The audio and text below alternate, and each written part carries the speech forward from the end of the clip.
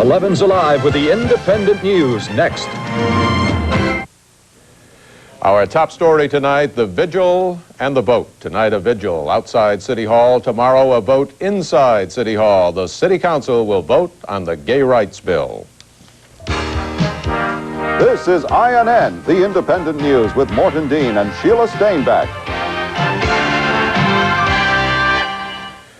Good evening. The midnight oil is burning outside City Hall tonight. Tomorrow, New York City Council will make a major decision, a decision about gay rights. Mary Murphy looks ahead at the vote and looks back at the controversy.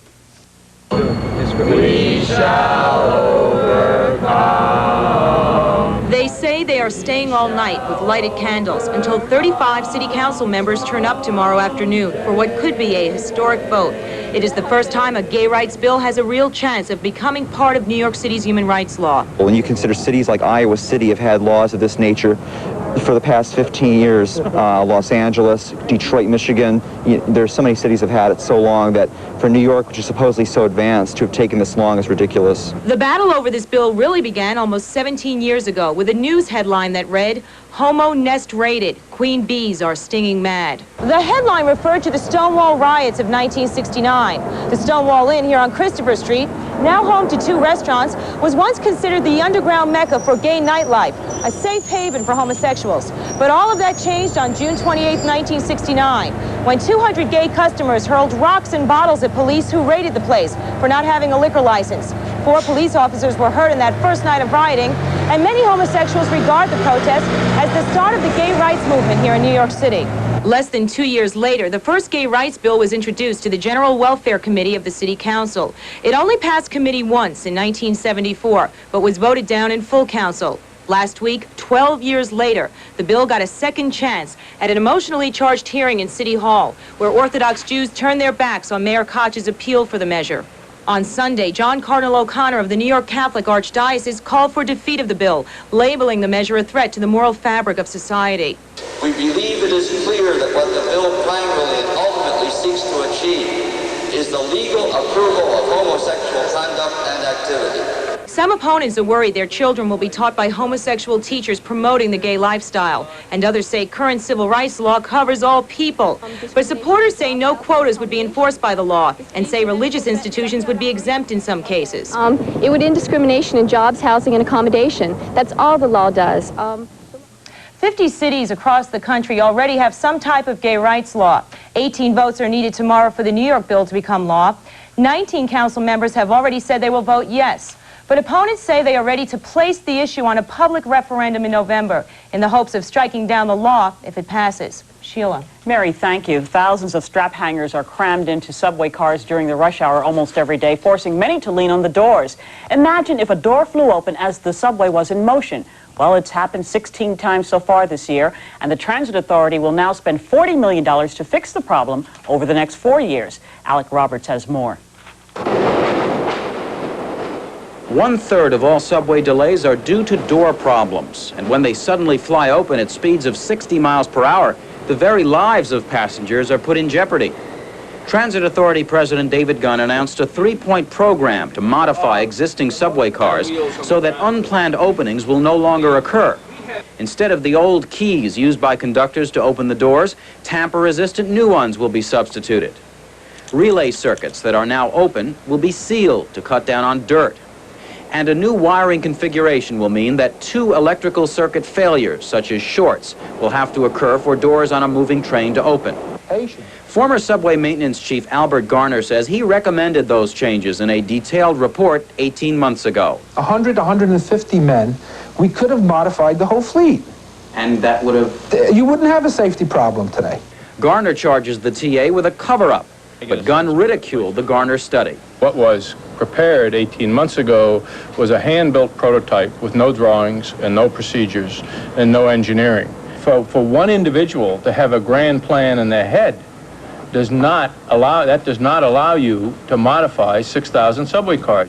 What you need in order to make these modifications is attached to this document. The document Gunn produced was only completed a week ago, and the Transit Authority itself has yet to modify 1 subway car, although 80 out of 6,000 were altered for the TA by a private company. What the authority knew and when it knew it will be probed at a hearing tomorrow by Assemblyman Gerald Nadler. One of the questions, did the TA delay a vital safety program? Under the gun timetable, all of the cars won't be modified until the year 1990. MTA Vice Chairman Dan Scannell said that's not good enough. It's too long. He said that it's only by luck there have been no fatalities, and he asked Gunn to come up with an accelerated timetable. In the meantime, the TA president's advice, don't lean on the doors. It's impossible because the train's so crowded. In a crowded train, it's not always possible to remain away from the doors, and it's the responsibility of the TA to send out safe equipment out there. I mean, are we to constantly be standing on the edge expecting the doors to fly open on any given moment? For the Independent News, I'm Alec Roberts. A former Bronx daycare center employee has been convicted of sodomizing 2 boys. 30-year-old Jesus Torres faces 25 to 50 years in prison for sodomizing the 2 boys aged 4 and 8 in 1984. But the jury acquitted him of charges of sexual abuse against the 3rd boy and a girl. Torres is the 2nd man to be convicted on sex charges involving the Praca daycare center. Last month, 21-year-old Albert Algarin was sentenced to 25 to 50 years in prison for abusing 5 children at the center. A 3rd man faces 18 counts of rape, sodomy, and sexual abuse involving 5 children at that daycare center. And a Long Island teenager who allegedly had her father killed after enduring years of incest has suffered a miscarriage. Right now, technicians at a Westchester County lab are comparing samples of her blood with blood taken from her father's body. They're trying to determine if he could have been the father of her miscarried fetus. 16-year-old Sheila Pearson and a classmate stand charged of murdering 42-year-old James Pearson last month. Both have pleaded innocent. The 16-year-old cheerleader never reported the alleged incest until after she was arrested and charged with hiring the classmate to kill her father. He was shot to death in the driveway of his Selden, Long Island home as he was leaving to go to work. Morton? A lot of lobbying in the nation's capital tonight. The outcome of tomorrow's House vote on aid to the anti-Sandinista rebels is still uncertain. What is certain is that lobbying and arm twisting will continue right up to voting time. We have a report from INN's John Aubuchon that leaders of the opposing sides are considering compromise as a way of resolving this classic clash of wills. The battle lines were drawn. It is indeed Vietnam all over again. No vote is for communism in Central America. But late in this face-off, President Reagan blinked. Spokesman Larry Speaks walked into the White House briefing room around dinner time to reveal a compromise on aid to the Nicaraguan rebels. Even with the compromise, Speaks admitted tomorrow's vote will be very, very close. Here's the deal the president's offering. First, Congress votes yes on the whole $100 million in aid. Right away, Reagan sends part of it. It will have the immediate provision of assistance that will be limited to humanitarian aid, air defense, logistics advice and assistance, training in radio communications, intelligence, small unit skills and tactics. But the rest of the aid to the Contras would be held up for 90 days. The president promises to try to prod the Nicaraguans into negotiating in that time. And if they do, the rest of the aid would stay on hold. But the Reagan deal would be in an executive order, not in law, so the president could change his mind. Democratic leaders rejected the idea of a compromise that's not written into the law, so they're still fighting. House Speaker Tip O'Neill called this vote as critical as the Gulf of Tonkin vote that escalated U.S. involvement in Vietnam. I see us getting into a war, the Speaker warned bluntly. That nightmare and a closet full of others were dragged out onto the House floor over the 8 hours of debate. And for anybody to accuse us who support the funding of the freedom fighters in Nicaragua to say we want our sons to go fight and die there is absolutely insane. I suggest our grandchildren some years from now might want to know which side of the barricades their grandfather or grandmother was on, because make no mistake, the barricades are in place. We have built this revolution from the Oval Office of the United States. Does the president understand the damage he and his associates, such as Pat Buchanan, do to our country by setting citizen against citizen, by questioning the loyalty of those citizens who believe, as I do, that no U.S. tax money and no U.S. soldiers should be used to interfere in the conflicts of our Latin American neighbors? While that drama played out, other key actors were backstage. Secretary of State Schultz and Reagan envoy Philip Habib buttonholing the 10 to 20 swing votes, lobbying members coming on and off the floor. Late in the day, they left the Capitol smiling. They were smiling because some fence-sitting members had just told them they'd buy the Reagan compromise. But late in the day, some Democratic leaders said they're still ahead. It's likely that tonight, neither side really knows how the vote will go. For the Independent News, John Aubuchon in Washington.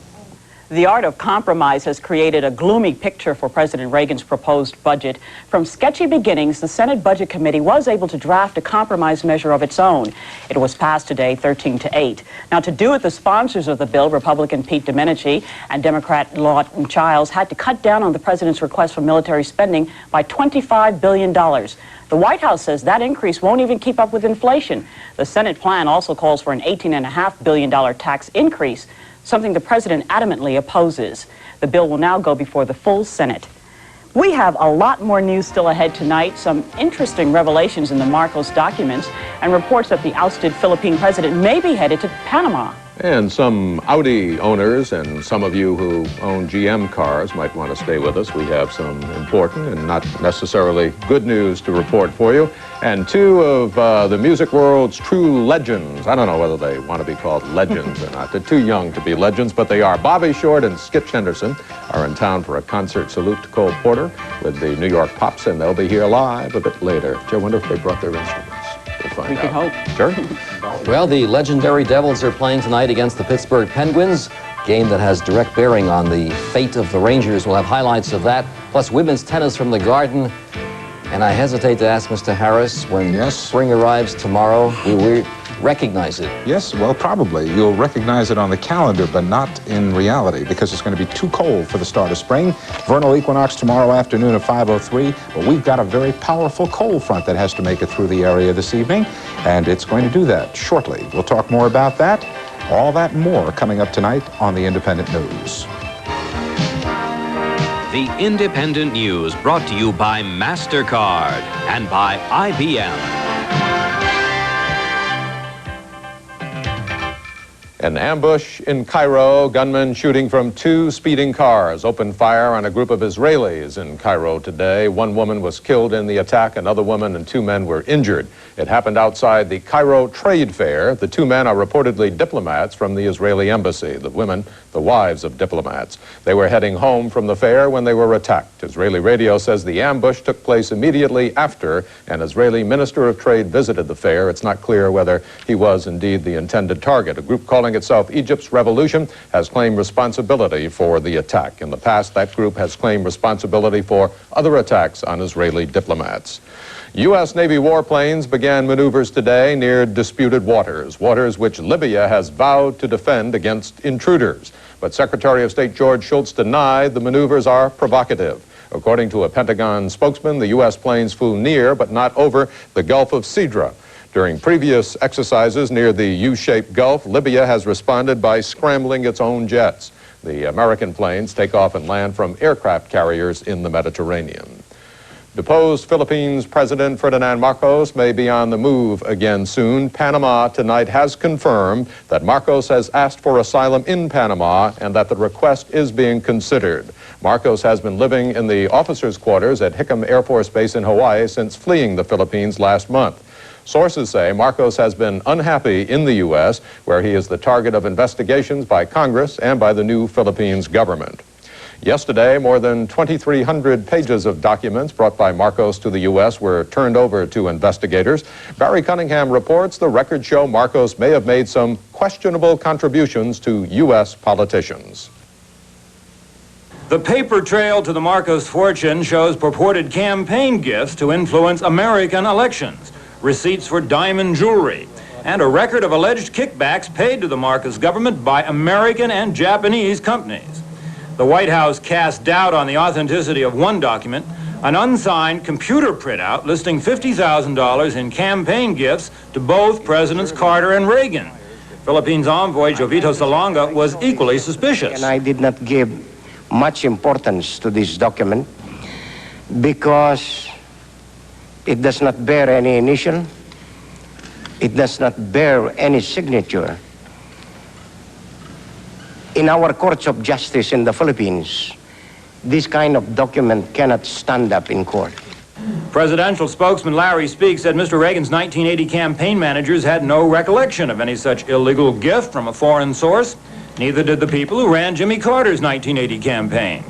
California Senator Alan Cranston, a Marcos critic, vehemently denied that he had accepted a $10,000 campaign gift listed on the document. If Marcos or his minions did manage to launder and sneak money into my campaign, they sure picked the wrong guy.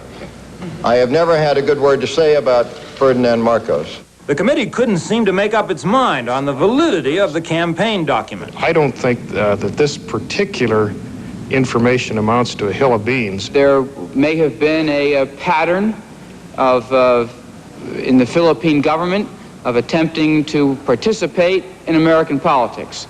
That is a serious charge. The new Philippines government was more interested in documents that might help them recover the millions they say Marcos stole from the Philippines nation. Stock certificates, real estate holdings, receipts totaling nearly $1 million for carved emeralds, gemstones, and a 519-carat sapphire necklace for Mrs. Marcos. These are only a few items purchased out of funds belonging to the Philippine government. So far, the only Marcos papers released to the public are these income tax returns, showing that in the years before he became president, Marcos never earned more than $20,000 a year. Philippine representatives say they intend to make more of the Marcos papers available to the public and name names of U.S. corporations said to be involved in kickbacks to the Marcos regime. For the Independent News, Barry Cunningham, Washington.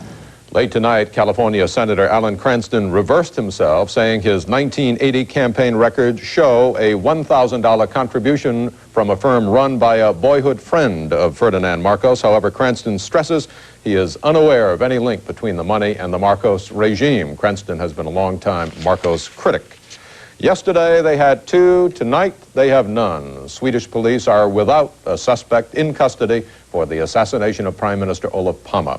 Palme was shot to death on a Stockholm street 3 weeks ago. Today, police had to set free a 32-year-old Swedish man who was being held as a suspect. A witness failed to identify that man as the one spotted near the scene of the killing. It was also revealed today, for the first time, that a second suspect, a friend of the first one, had been arrested in the Palme case, but that man was also released today. Up next, what a new report says you should increase in your diet to lower your cholesterol level, and the birds that have people flocking to a town in California.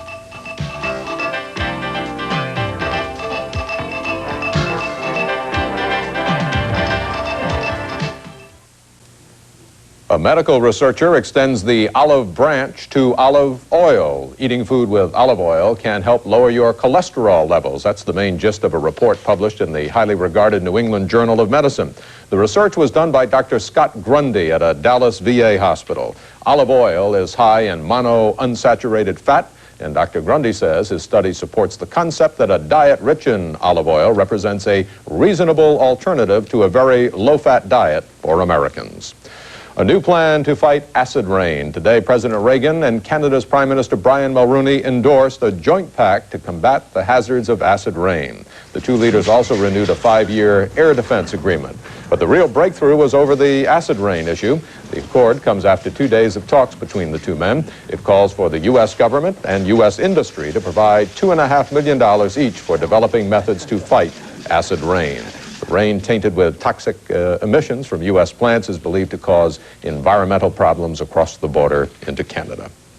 They flock like geese every year, people and birds. The people armed with binoculars and cameras back to the mission at Capistrano. Hundreds of bird watchers watching for the graceful return of the swallows. Andrea Kaiser was at the 209th anniversary of the swallows' return to Capistrano.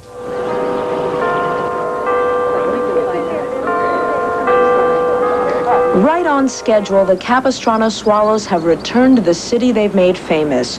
For more than 200 years, the tiny cliff swallows have nested in these mission eaves. They've journeyed 6,000 miles from their winter home in Argentina to their summer home in Southern California. And thousands of people have made a journey as well to this serene town to celebrate the annual homecoming.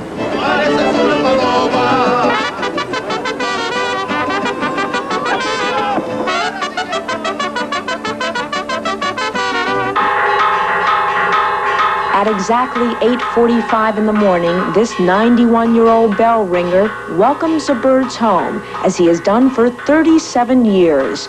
All eyes look skyward. But where are the birds? See, look, they got the white under them. Those are it. I thought they were pigeons. Oh, my goodness. Legend has it that a long time ago, a mission padre was walking down this street in San Juan Capistrano when he saw a businessman tearing down a swallow's nest. Well, according to the legend, the padre first rebuked the businessman and then told the birds that they'd always be welcome to make their home at the mission, that their nests would be safe there. It's more than fiction to say that back in the early days, you could see thousands of birds streaking across the sky. But even quaint little towns grow up, and swallows go elsewhere looking for serenity in other parts of Southern California. Still, San Juan Capistrano is hoping to lure them back. They built a new church, giving the people more space to worship, and a new high steeple, giving the Capistrano swallows a warm place to bed down. For the Independent News, I'm Andrea Kaiser in San Juan Capistrano, California. Simple People were the characters who intrigued prize-winning author Bernard Malamud. He once described himself as a chronicler of simple people struggling to make their lives better in a world of bad luck. Malamud died yesterday of natural causes in his New York City apartment. His death was announced today. He was 71 years old. Malamud won the Pulitzer Prize for his 1967 novel, The Fixer, a story that dealt with anti-Semitism in Tsarist Russia. His first novel, The Natural, became a successful Hollywood film just 2 years ago.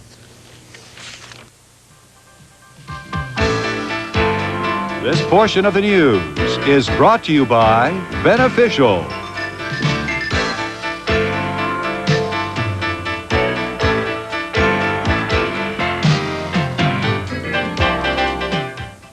The meter is running and the scandal is growing. The investigation into corruption at New York City's Taxi and Limousine Commission took a new turn today with reports of break-ins at the agency's headquarters. Ed Miller has more on the latest developments in New York City's corruption scandal.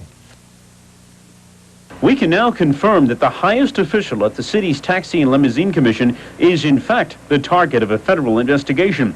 Jay Turoff suddenly resigned last week after several appearances before the State Investigations Commission. In addition, we've learned that his predecessor in the job, Michael Lazar, also was under scrutiny by the feds.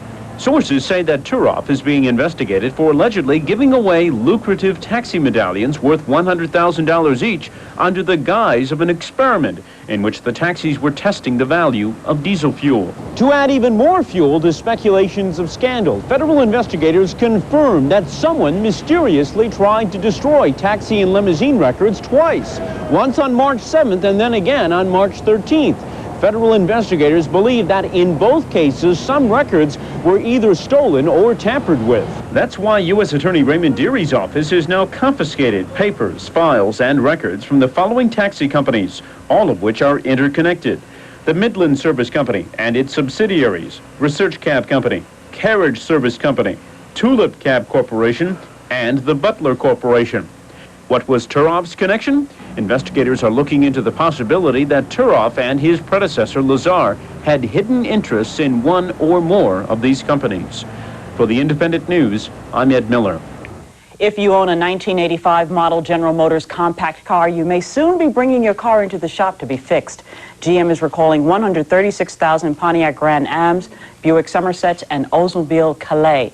The company says it will be replacing faulty throttle return springs, which could fail and prevent the engine from slowing down. And there's a call for another recall, a recall of a foreign car, the Audi 5000. New York's Attorney General and the Center for Auto Safety have put their demands into high gear. Eric Shawn reports they're charging the Audis have a dangerous problem with acceleration.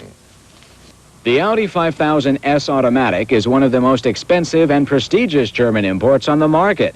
But now more than 200,000 Audis are being called potential runaway killers because they can allegedly accelerate out of control when drivers shift gears.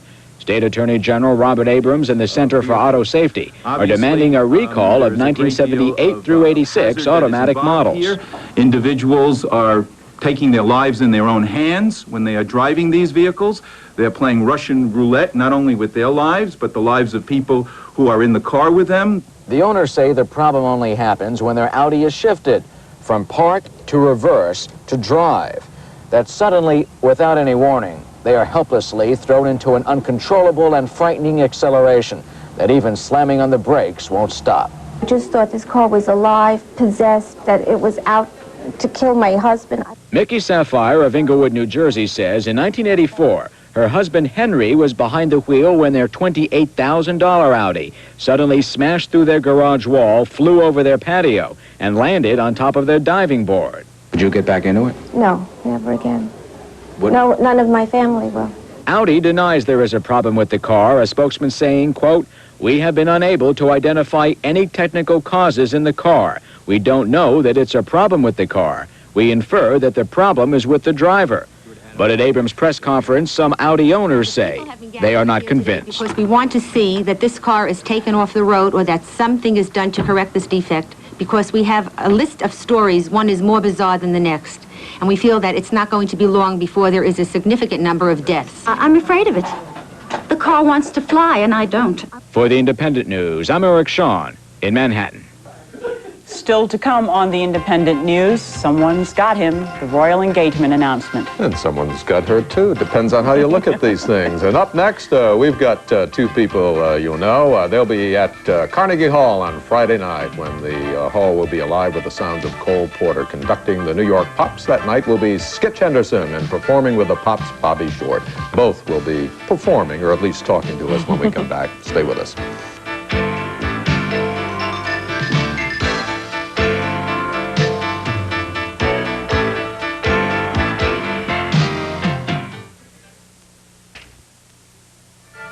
The Independent News, brought to you by Brim Decaffeinated and by Kellogg's Corn Flakes.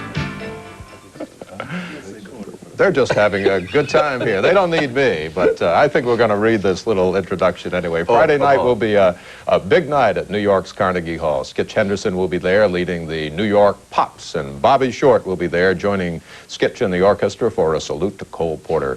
Tonight's a big night for us. Bobby Short and Skitch Henderson are with us live, and we welcome you. This is a big night for us, having both of you here. Have you ever worked together before? I think we've known each other all our lives. All our lives is not right. on this principle. I have to say something. When I first asked Bobby if I could cajole him into performing with us, he didn't want to do Porter. Is that right? Well, I didn't want to do all Porter. I thought I'd do something else as well. Lots of Porter, of course, but not entirely Porter. And then he came back, 2 days later, and he said, "I'll do Porter," which I love. Talk about a pro. We're going to do Porter, though, and Sondheim, and Yes. Vernon Duke, and Harold Arlen. A few other people as Hoagie well. Carmichael, Well, I think I saw you in a very popular new movie doing Cole Porter, right?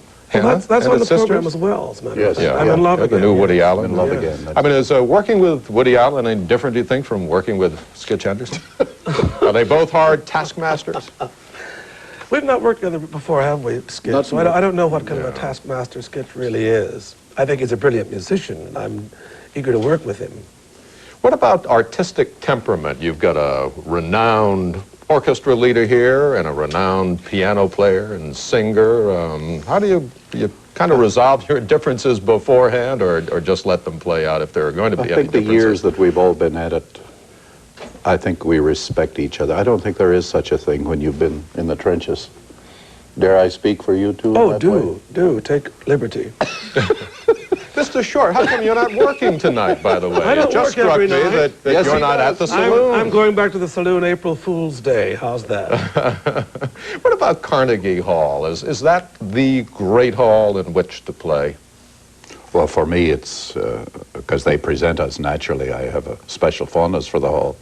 But for me, it's one of the great experiences. Bobby and I were talking about that earlier tonight, that the warmth, not only behind the proscenium, but the warmth in front of the proscenium in that house, when you work there and you hear what comes from that audience, it's a joy. It's a knockout every time it happens. It's a big surprise to finish your song and have that lovely surge of appreciation come up from the audience. Is it different for you playing with a large orchestra than playing with a speak-up trio? Well, I'll tell you, my old friend Errol Garner used to tell me that playing with an orchestra and then going back to his trio was like leaving the parlor and going back to the pantry. And I feel the same way, quite frankly. We have a magnificent orchestra, as Bobby knows, and it's such a pleasure because we both travel a great deal. I work with many orchestras around the world, around the country, and it's such a pleasure to be here with my troops. When you mention the word pops, I think maybe I'm saying this because I'm a Massachusetts boy, but most people seem to say Boston Pops, but the New York Pops is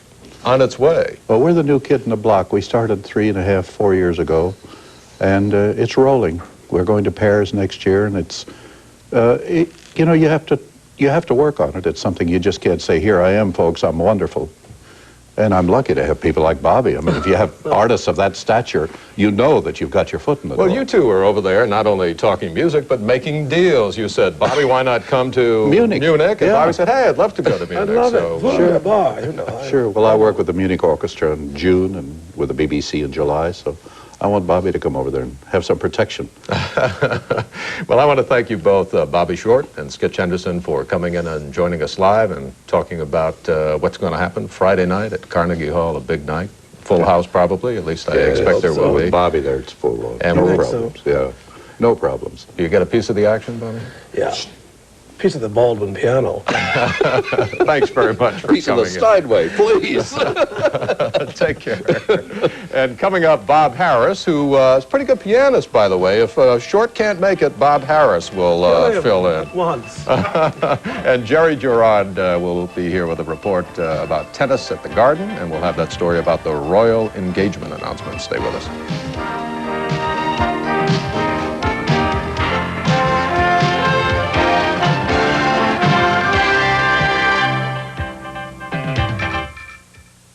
The American dream. Janet, will you marry me?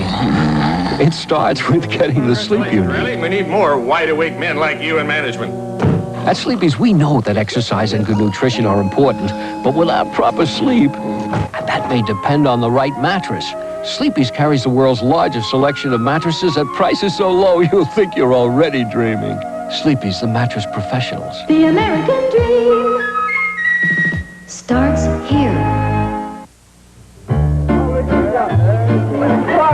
Today, Franco Bola celebrates the wedding of vineyard worker Paolo Capelli's daughter. Because Franco Bola believes part of caring about your wine is caring about the people who give their very best to make your wine the very best. Bola, it takes more than grapes to make great wine. It takes love. Hi, I'm Tony Phelps, sales manager of Atlantic Hyundai, and we're celebrating our grand opening with the introduction of Hyundai, cars that make sense.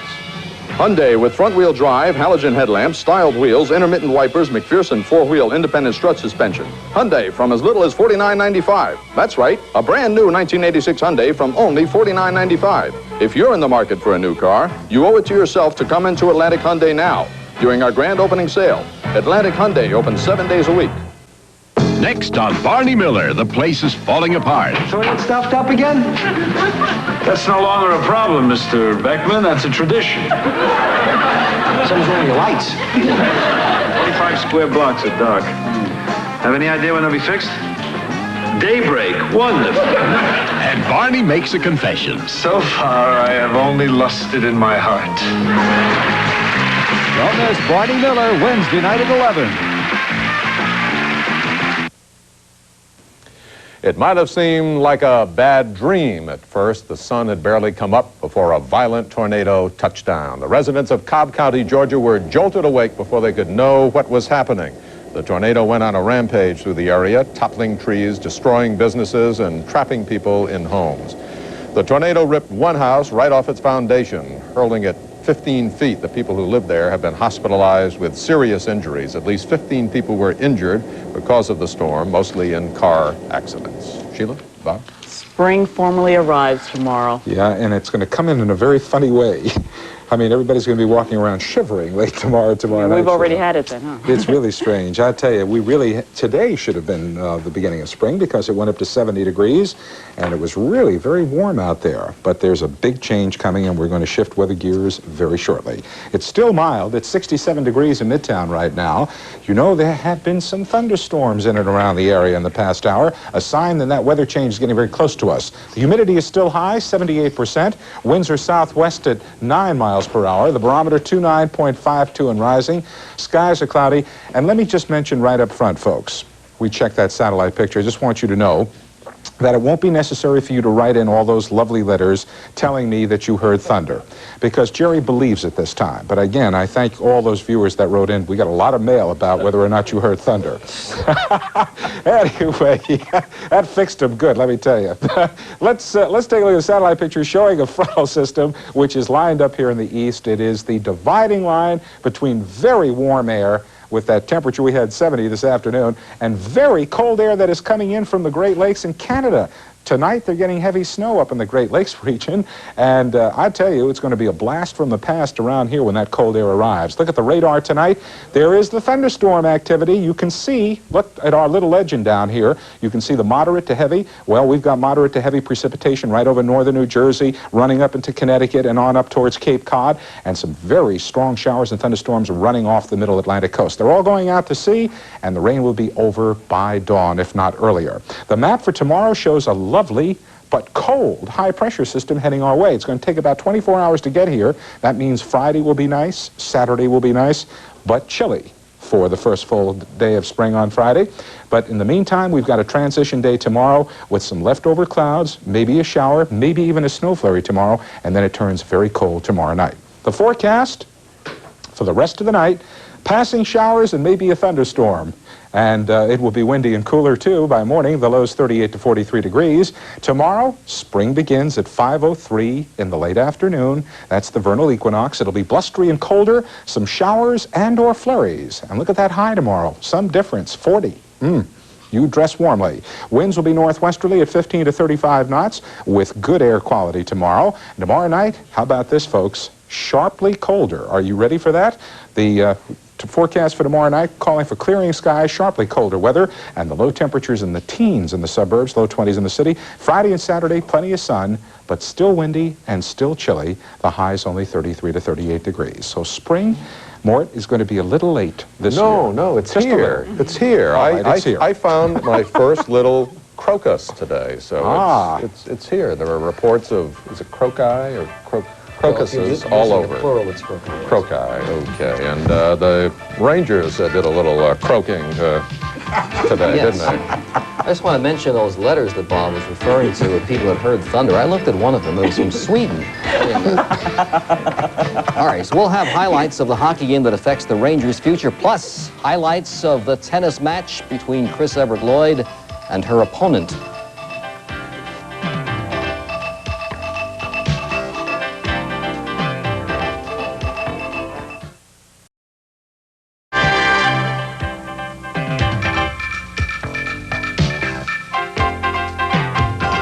Participating advertiser in the sports report is Mercedes-Benz. Well, the Rangers needed some help, but Jerry? They didn't get it right. This is not really your heavier sports night. In fact, we were thinking of leading with the year-ender so far. But we decided to go with the Devil highlights. They were playing Pittsburgh. If they could beat Pittsburgh, then the Rangers would remain a point ahead, but didn't happen. Penguins won. Let's take a look at how it happened. Devils got the first goal. As we pick up the action, Velisher feeds Preston, and he comes in with the backhander to make it 1-0 Devils. But on assists from Cunnyworth and Bullard, Lindstrom comes back to tie the score for the Penguins, 1-1. On the ensuing face-off, a strange goal off the stick of Loney. A weird bounce off the boards and past the goalie. You knew then it was all over. Then Norm Schmidt intercepted a pass, skated right in, Zippo, and the final score was 7-3 Pittsburgh, so they take a 1-point lead over the Rangers. At the Garden, Chris Everett against Barbara Potter in Chrissy's first match of the tournament, and what a point this was.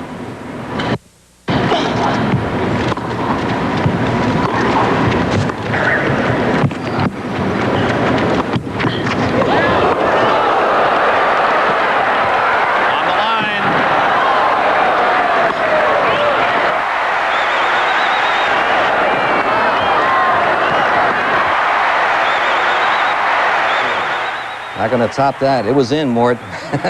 And so is Chrissy, 6'2", 6'4". Well, tomorrow night, the big tournament resumes. What's going to happen? Which 8 will survive? My revised predictions in the West. Louisville's press won't work against Carolina. The Tar Heels move on against Nevada Vegas, who will outquick Auburn. Kansas, too strong for Michigan State. They play NC State after the Wolfpack ends Iowa State's fantasy. In the Southeast, Georgia Tech, no problem with LSU. Kentucky one more time over the Tide. And finally, Duke's discipline over DePaul's muscle. The Devils will meet Cleveland State, who will break down Navy with their press in the East. At the end, Carolina will win the championship. NBA, local teams not scheduled in Boston. The nightly slaughter resumes. Celtics win it easily over Indiana. Philadelphia beat Chicago by 6 in the fourth quarter. San Antonio by 3 over Atlanta. Second quarter, Denver over Detroit. And at half, Sacramento 3 over Phoenix. Yanks against Baltimore. Yankees got 4 runs in the top of the first inning. The big news was Mattingly played, got 2 hits. The big hit in the first inning was a 2-run double. Do we have those highlights rolling? Ah, that is really reassuring. We have. Okay, here is the pitch to Griffey with 2 men on. He drives one to right center field with the 2 runners breaking on the pitch. Those were 2 of the 4 runs they got. And the final score was 7-3, and Mattingly got 2 base hits in his first game offensively. He had been playing defensively. Mets won 7-4 over the Red Sox. Bereni, however, was not sharp. Strawberry continues on a tear, knocking in 2 runs with a single. At the races, double at Yonkers, B&E 1460. The triple in the fourth, CAF 3270. This afternoon at the Big A, DI doubled 74 and change. The triple, FDC 305.80. Madame called and won the feature, $22.20. The Bullets fired Gene Shue, rehired Kevin Lagery, who always seems to come up with a job. We have a late report here. Wedding bells, perhaps, between Virginia Slims and Minnesota Fats. That's it in sports, and here's Sheila. Well, one of the world's most eligible bachelors will be a bachelor no more. Britain's Prince Andrew has selected his future princess, 26-year-old Sarah Ferguson. The 26-year-old flaming redhead has been the London oddsmakers' favorite to get Andrew to the altar. Patrick Brown of the CBC reports. The match was made not in heaven, but over chocolate pastries at the high point of Britain's horse racing calendar, Royal Ascot. Although Sarah Ferguson is a commoner, the couple have moved in the same circles since childhood. Her father is Prince Charles' polo manager, and she's a close friend of the Princess of Wales. They skied together in Switzerland earlier this year. The announcement today ended weeks of speculation. The couple showed off the engagement ring, a ruby set with 10 diamonds, and gave giggly interviews. What, they were asked, did they see in each other? Oh. Wit? Charm? Yes, probably. Yes. And the red hair. And the good looks? Sorry. Yes. Prince Andrew will continue his career as a military man. He's a helicopter pilot in the Royal Navy and saw action during the Falklands War. He won't be continuing his career as a playboy prince whose girlfriends have included Koo Stark, an actress who once starred in soft porn movies. Unusually for a royal bride, Sarah Ferguson, too, has had what are politely known as relationships. But she's definitely what Britain's blue bloods call people like us, with a royal ancestor or 2 thrown in for good measure. And everyone has admired her cool handling of the journalistic siege she's been under for the past few weeks, at home and at the printing firm where she works as a sales executive. The royal couple's happy news is not so happy for the menagerie of photographers who've made their livings over the past half-dozen years from pictures of Prince Andrew's bachelor exploits. But the pageantry of a summer royal wedding, if it can be organized in time, will be good news for the country's tourist industry. Patrick Brown, CBC News, London. Well, we just knew you'd like to learn more about the young woman who will marry the prince, so we got INN's Remy Blumenfeld working on that. We don't think Remy has royal blood flowing in his veins, but his accent proves his British heritage, and Remy did go to school with some members of the royal family. So we asked Remy to work the long-distance lines and grade the new princess for us. Remy? Well, Mort, Sarah Ferguson is what the British call a Sloane Ranger. That's right, not a Lone Ranger, but a Sloane Ranger. With an apartment near to London's fashionable Sloane Square, she's a Middle-class girl with aristocratic manners, a wardrobe of tweeds and a string of pearls. She's not as blue-blooded or as innocent as the kindergarten teacher whom the press dubbed Shy Di. And she's certainly not as flashy as Randy Andy's former flame, porno star Koo Stark. But while Sarah is not exactly glamorous, with a little expert advice, who knows? Look at how Princess Di transformed her image. Fergie, as she's been affectionately dubbed, has already proved that she can handle the onslaught of public attention without losing her cool, although her friends back home tell me she has quite a temper. Friends also say that Sarah is as bright as she is stubborn, two qualities she would seem to share with her husband-to-be. And as you heard earlier, Miss Ferguson, like Prince Andrew, is no novice at romance. Nonetheless, the press loves her, the British public loves her, and surprisingly, perhaps, the Queen loves her too. Andrew is, after all, her favourite child, and some sources say Her Majesty would rather that Andrew ascend the throne than Charles. When Fergie marries and becomes Princess Andrew this summer, that's right, her official title will be Princess Andrew, not Princess Sarah. She will doubtless be given a new nickname. The palace only hopes that Sarah will never be called the Bolter. The Bolter was the name that some gave to Sarah's mother, who ran off and bolted with an Argentinian polo player when Sarah was just 14. Mort? Right, thank you, Remy. You know, I've always thought that strange that you must refer to members of royalty, female, women members, as the princess with a man's name. Why do we have to call her the Princess Andrew? Well, Princess Di gets to keep her own name, but that's just because she's Princess Di. Anything below Princess of Wales has to take her husband's name. Now, Prince Andrew is going to get more money because he's marrying That's right, Sheila. Fergie.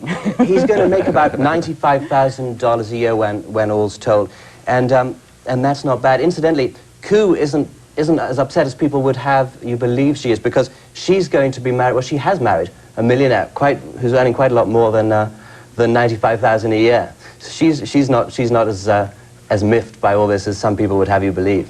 And you can't tell us that you weren't on the phone trying to get an invitation to the wedding, Remy Boone. I'm still trying. Did you succeed? I'm still trying. Okay. Thanks very much. Thanks for that report. And that is our report for this Wednesday, March 19th. I'm Sheila Stainback. And I'm Morton Dean. Have a good night and a good day tomorrow.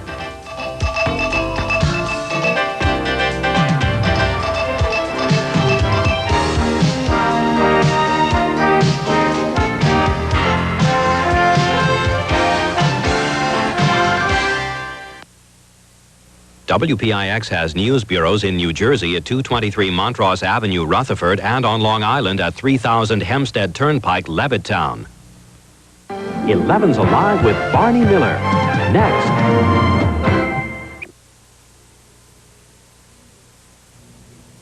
I am Dennis Testa, Secretary-Treasurer of the New Jersey Education Association, and I am replying to a WPIX editorial entitled Educational Vouchers. WPIX calls the Reagan administration voucher plan a golden opportunity. NJEA calls it a sham. First, the government does not plan to provide new money for this program. Instead, it would take money from Chapter 1. Independent researchers have found that students in this program make dramatic educational gains. Why in the world should we take money away from a program that works so well? Second, the proposal gives false promises. It would provide each eligible parent $600. I ask you, how much supposedly superior education could a poor parent buy for $600? On the other hand, this plan would help parents who make up to $50,000 a year, but it would do nothing for the people it is supposed to help.